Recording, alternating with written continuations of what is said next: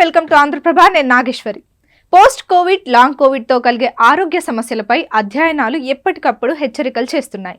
మార్చి 2022 మధ్య కోవిడ్-19 నుంచి కోలుకున్న రోగుల్లో దాదాపు 6% మంది జూలై 2023 నాటికి మరణించారని తమిళనాడు ఆరోగ్య శాఖ ఓ అధ్యయనంలో వెల్లడించింది.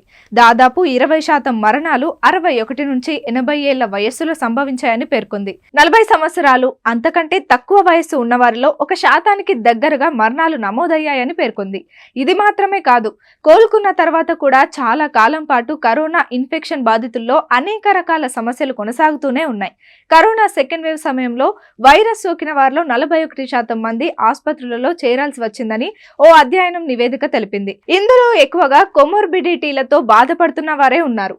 వీరిలో అత్యధిక సంఖ్యలో మధుమేహం, అధిక రక్తపోటు బాధితులు ఉన్నారు. కరోనా వైరస్ ఆరోగ్యాన్ని అనేక విధాలుగా ప్రభావితం చేస్తుందని అధ్యయన నివేదిక తెలిపింది. దీని కారణంగా తీవ్రమైన సమస్యల కేసులు కూడా ఎక్కువగా కనిపిస్తాయి. మహమ్మారి మానవ శరీరంలోని రోగ నిరోధక శక్తిని ప్రభావితం చేస్తున్న నేపథ్యంలో భవిష్యత్తులో ప్రమాదాలు పొంచి ఉన్నాయని హెచ్చరించింది.